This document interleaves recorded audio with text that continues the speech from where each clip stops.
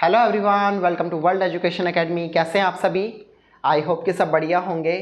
So friends, आज की class में हम लोग कंटिन्यू करने वाले हैं क्लास 11th की मैथ्स का चैप्टर 1 सेट्स।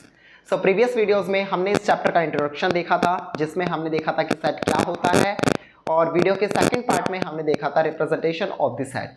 सो आज ये हमारा वीडियो का थर्ड पार्ट है और इसमें हम लोग देखेंगे कि हमारे पास कितने टाइप्स के सेट्स होते हैं। तो चलिए फटाफट से बिना देरी के स्टार्ट करते हैं अपने आगे के कॉन्सेप्ट्स को।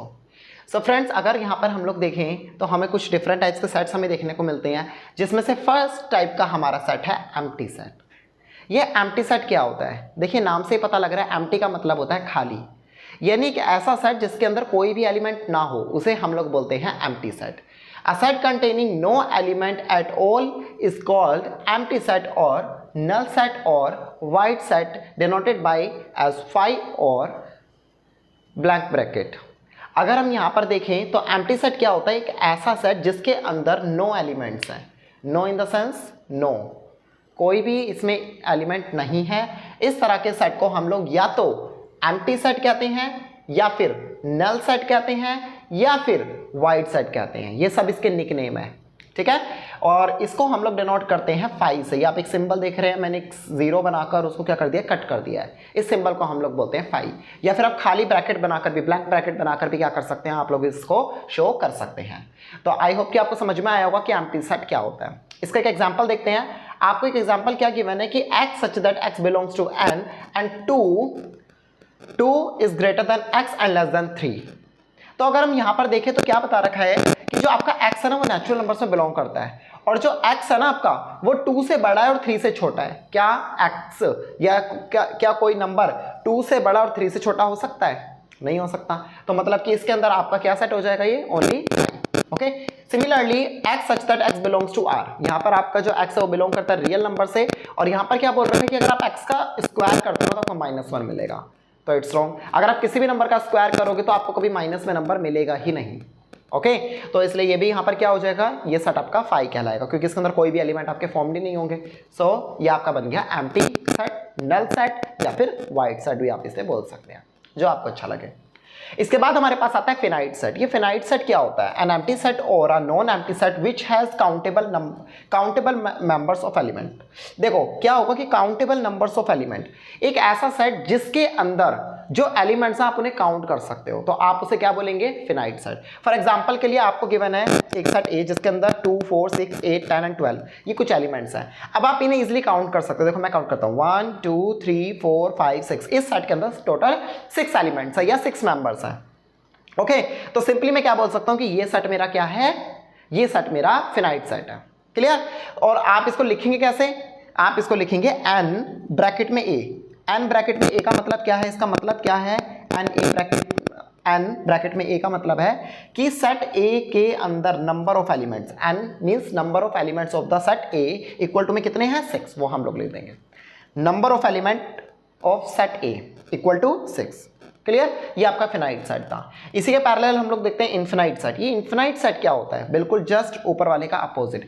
फिनाइट में मैंने आपको बताया था कि अगर आप सारे एलिमेंट्स को काउंट कर पा रहे हो that means that is your finite set, but अगर आप हर एक एलिमेंट को काउंट नहीं कर पा रहे हो that is your infinite set. Infinity word आपने सुना होगा कि कोई चीज का एंड ही नहीं है, उसे हम लोग बोलते हैं इनफिनाइट सेट। तो a set which has uncountable members, यानी ऐसा सेट जिसके मेंबर्स कैसे हैं, अनकाउंटेबल है, आप उन्हें काउंट ही नहीं कर सकते, that means that is your infinite set. ठीक है, इसका कुछ एग्जांपल्स ले लेते हैं, जैसे 1 2 3 and dot dot dot dot dot dot, मतलब ये 1 2 3 एंड 4 एंड पता नहीं कहां जाकर रुकेगा, we don't know about this, so this is called infinite set. ठीक है, तो ये डॉट डॉट क्या शो कर रहा है कि ये मेरा सेट इन्फिनिटी तक जाएगा, मुझे नहीं पता कि आखिर में क्या आएगा।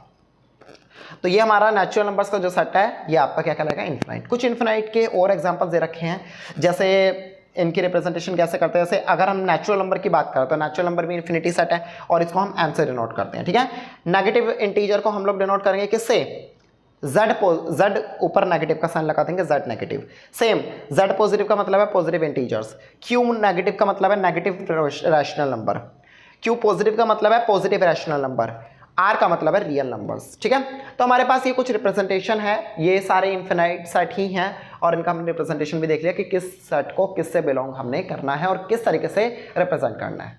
ओके।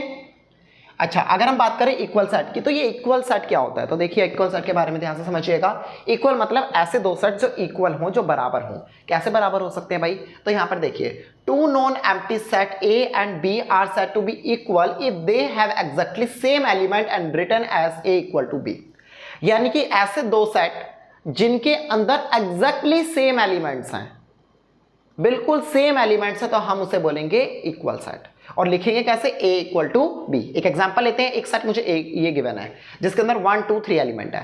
सेकंड सेट में मैं देखूं तो क्या लिखा है? 2 1 3। इसका मतलब क्या है कि इस सेट के अंदर 1 है, इस सेट के अंदर भी 1 है, इस सेट के अंदर 2 है, इस सेट के अंदर 2 है, इस सेट के अंदर 3 है, इस सेट के अंदर 3 है।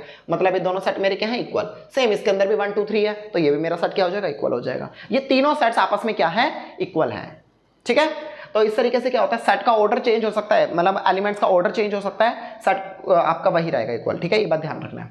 इक्विवेलेंट सेट क्या होता है? देखिए अभी हमने यहाँ पर एलिमेंट्स को चेक करा कि भाई क्या कहते हैं, इसके अंदर जो एलिमेंट इसके अंदर है वही एलिमेंट इसके अंदर है। बट इक्विवेलेंट के अंदर क्या होता है कि एलिमेंट कुछ भी हो, एलिमेंट आपके कुछ भी हो सकते हैं किसी भी सेट के अंदर, पर लेकिन नंबर ऑफ एलिमेंट सेम रहने चाहिए।